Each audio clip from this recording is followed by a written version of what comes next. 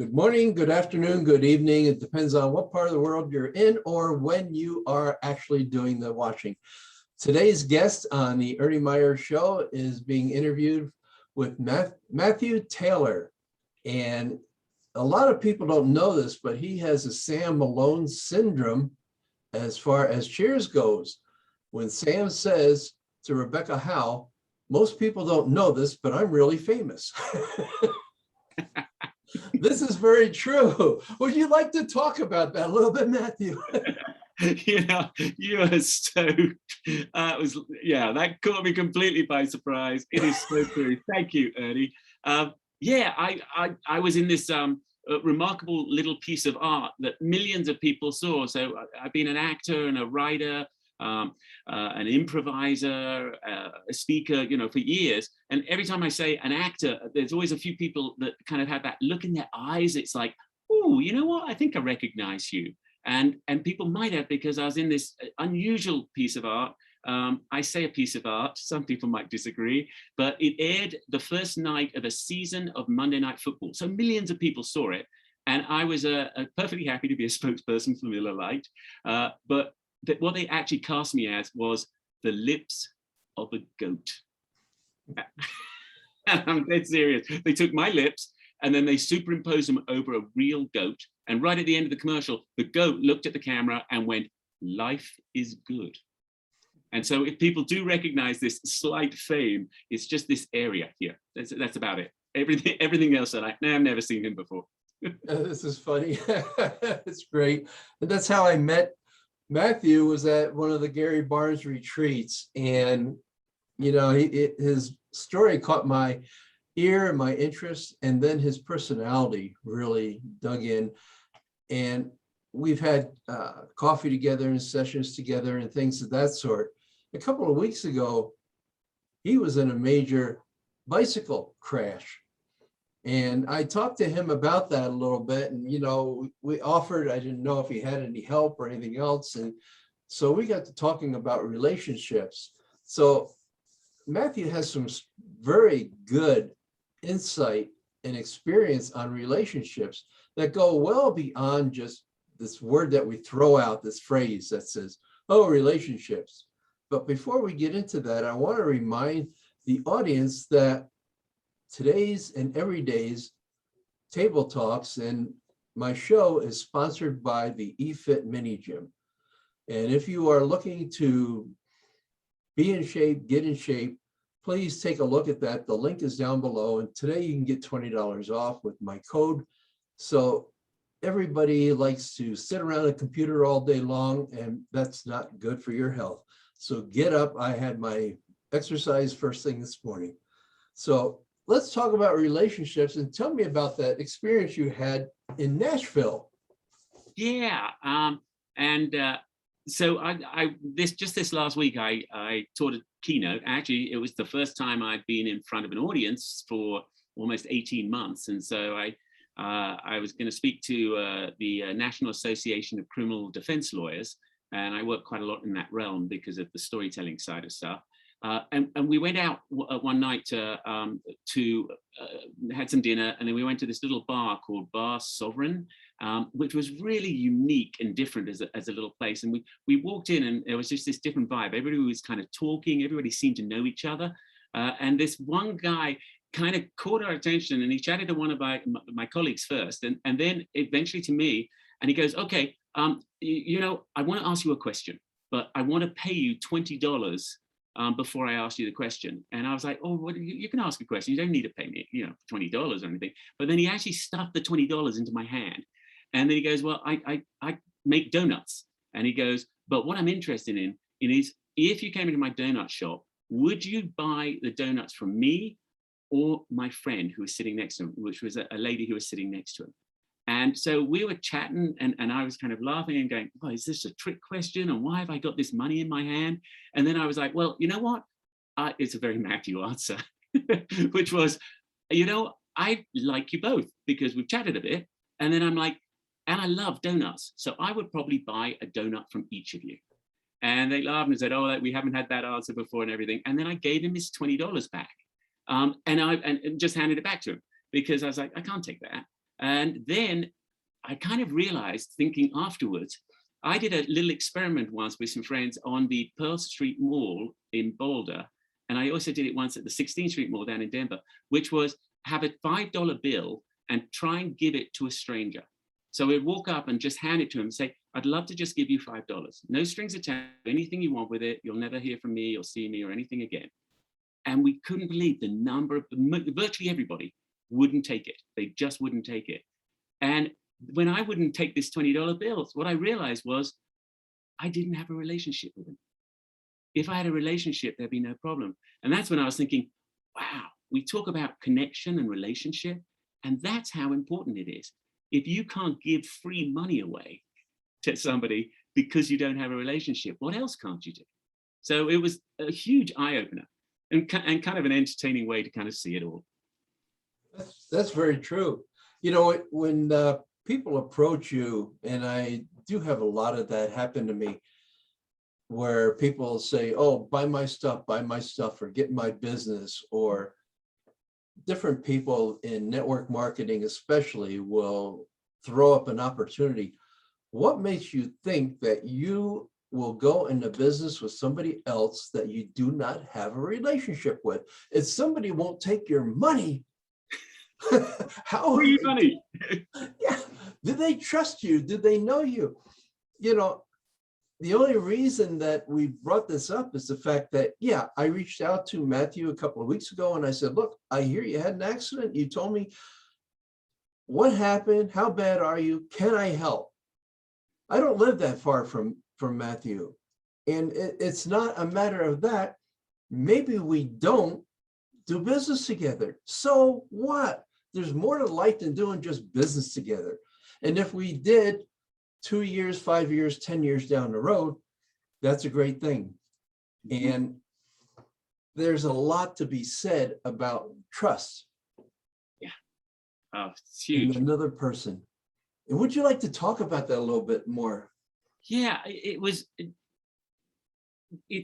things that I've always been interested in, like observing and watching people and seeing what it is. And I think you're so spot on there, Ernie. It's like, if you don't have trust in somebody, and you can't have trust until you kind of know the person.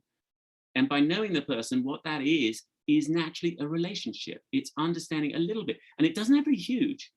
We're not talking about having really in-depth knowledge. Gallup did some research a few years ago on why somebody would follow. And if you think about, if you're going to follow somebody, whether that is their advice, whether that is absorbing information from them, whether that's doing business with them, or having a friendship or a relationship with them, the reason you follow is that relationship. And the reason, the 4 buckets they said that people look for in order to follow somebody, number 1 is trust, just as you said. Number 2 was compassion. Number 3 was stability. So that's where reliability and knowledge and credibility and all those kind of pieces roll into. And the last one, hope. And I'm like, that's what you have to show somebody very, very quickly to be able to build an authentic, quick relationship. So that's why in the storytelling world, the idea of using purposeful stories to be able to help people, that is really one of the areas stories is enormous, because you can't say to somebody, trust me, because as soon as you ask for it, it's like, it's not trustworthy. But you have lots of little moments in your life where you can illustrate that you were a trustworthy person or you were a compassionate person. And knowing those little inner stories of yourself and being willing to reveal them, to share them, is, I think, such a critical element in advancement in anything you really want to do. That is very true. Very powerful words that you were explaining. And, most people don't know this, but you are known as a storyteller. Would you like to know how we would like to know how that came about and what you use that for today? Because I've been on a couple of your live shows on Facebook, and I've listened to you as well. So please tell me about that and tell the audience as well. Yeah, I think I've always been a storyteller. And in all honesty, I think I prefer listening to people's stories than actually telling stories myself. But I love both of them. But hearing people's stories, I think is a beautiful thing to do. And when I mentioned about how to show some of those things, listening is probably one of the greatest ways to show compassion, because we love to be heard and most people want to be heard. And so to give them space and time, I think is huge. So I've always done it naturally, but I became a storyteller really, or realized it because I started doing improvisation years ago. And then I ended up in a group, A.C.E, which stands for an Englishman, or an American, a Canadian, and an Englishman. I'll let you guess my part. And so when I was doing that, and then doing acting and writing and creating, I realized it was always the narrative, it was always the story that intrigued me. And it was always coming back to the piece we talked about earlier, it's connection. I could watch a movie where virtually nothing seemed to happen, but there were relationships. And I would be like absolutely absorbed. And so I just kind of loved doing it. And then I started sharing stories a bit. And so that is why my book, Goat Lips, Tales of a Lapsed Englishman, came out, which was I would just share stories and friends would be, oh, tell us that one, tell us this one. And so eventually I wrote them down and put them in the book. And then things like the Moth started happening, which some people may know or not, where it's just people sharing personal stories. And that's all over the country, all over the world now. And so there was a Denver Moth started. And so I would go and share stories there, and was lucky enough to kind of win some of those, and then go on to the next contest and became like the Denver Grand Moth Story Slam Grand Slam winner, and all those. So it just kind of evolved. But then it was about 10 years ago, I realized teaching it is really helpful for people. I mean, it makes such a difference to people so easily. And so I started teaching workshops, and then one thing led to another, to another, to another. And I travel around and talk about them and feel very blessed that that's what I get to do. That's wonderful. You know, to have something that you really enjoy and really love is a dream come true. And the sad part about it is that well over 90% of the population in America and abroad as well do not like what they do for a living. And, you know, it breaks my heart, because people become what I would call, and please forgive me for saying this, but a slave to their life. Because what they do is they get themselves into debt right out of school, college, high school, whatever, and they're following the blueprint that was laid before them by their parents.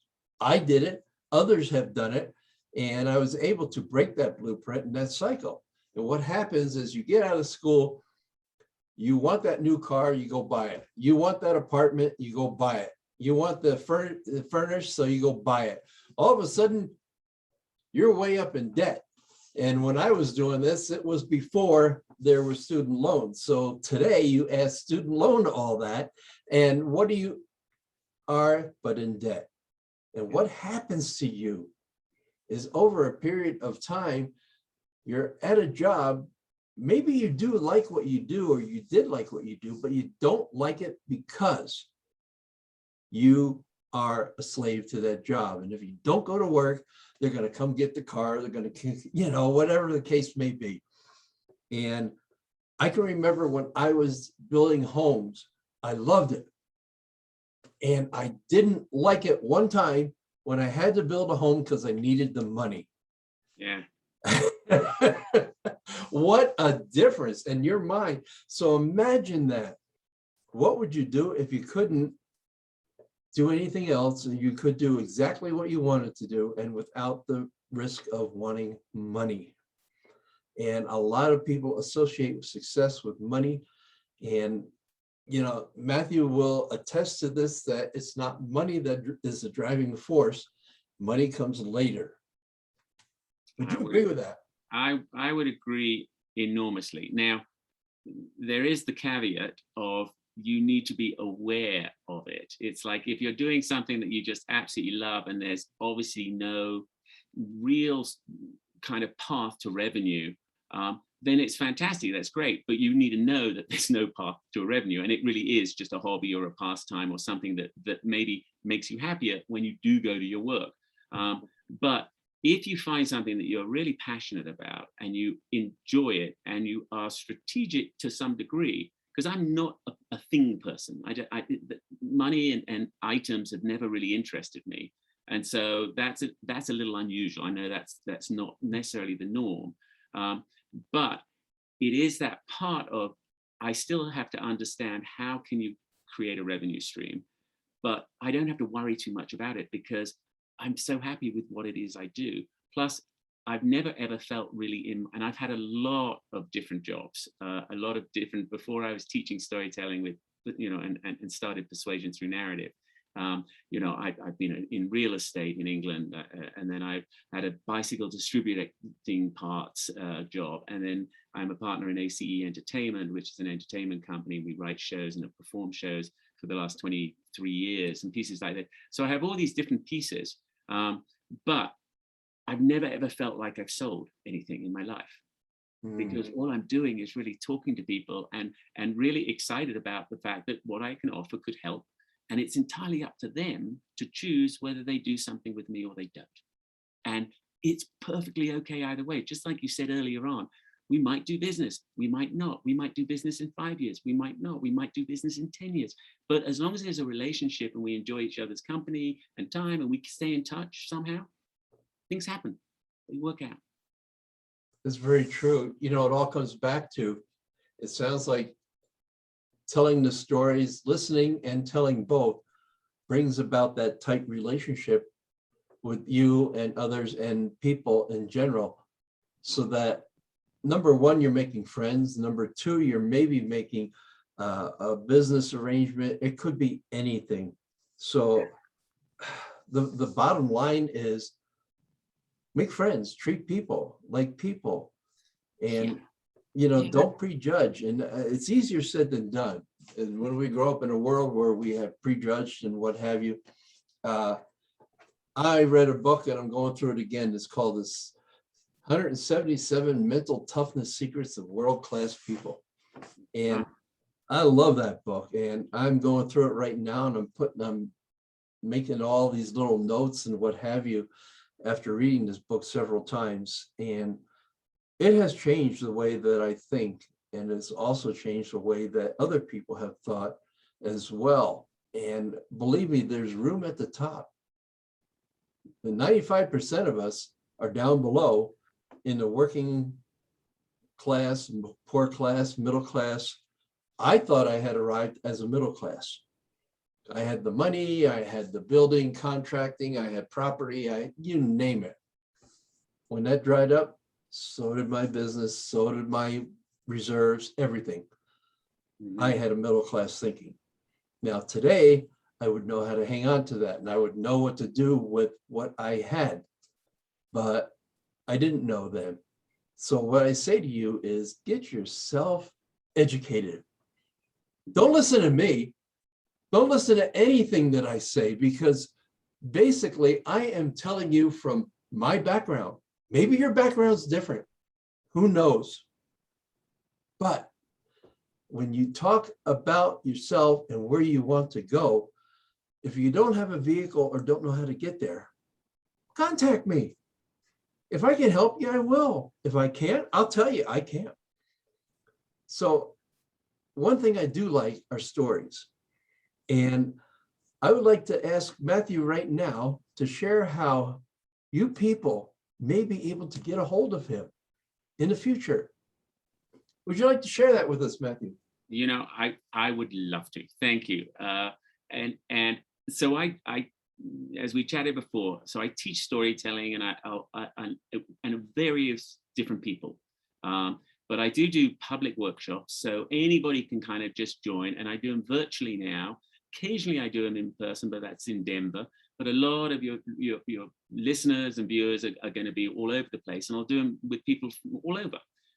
And so my website is matthewtaylor.com, and people can email me at Matthew at matthewtaylor.com.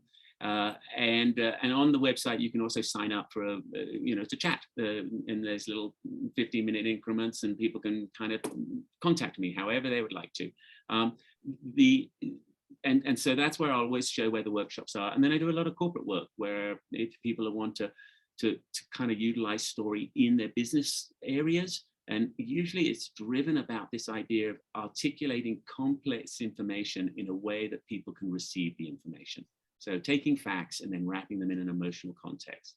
And so they can contact me through the same spot. And I do have workshops coming up. I'm not quite sure when this is released. So date-wise, the best thing to do is to go to the website. And you mentioned about the little pieces I do. Facebook Live on Wednesdays at 2:00 Mountain Time. I will always take a little nugget of story, of some idea of story, and we'll chat and have a little conversation about it for 10 or 15 minutes. It's a good way to get a little splice of who I am and what I believe in. That's beautiful. That's great. And thank you for sharing all that. I want to remind the audience that all those links and everything will be down below. So in case you're like me and you have Sometimes disease, so sometimes you remember, sometimes you don't. So those links will be down there along with mine. If you want to ask a question, you can ask at meetwithernie.com. I will have my email down there. And as well as if you want to be interviewed on my show, they're still free.